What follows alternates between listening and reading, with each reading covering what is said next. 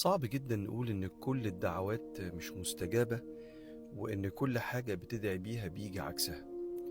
لأن ممكن يكون صاحبة السؤال بتدعي بالرزق وهي بتاكل وبتشرب في ملك الله.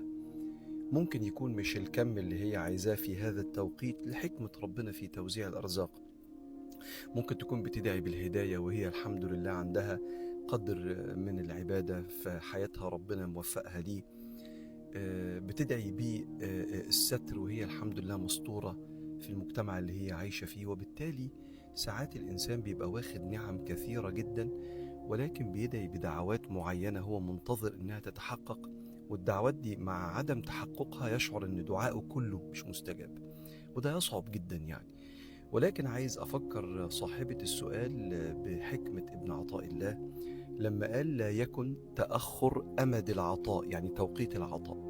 لا يكن تأخر أمد العطاء مع الإلحاح في الدعاء موجبا ليأسك، فقد ضمن لك الإجابة فيما يختاره لك، لا فيما تختاره لنفسك، وفي الوقت الذي يريد، لا في الوقت الذي تريد. في وقت معين إن شاء الله سيأتي عطاء ربنا بما يدهش العبد ويجعله يقول: شكرا يا رب إن حضرتك أنزلت الإجابة في هذا التوقيت المناسب جدا.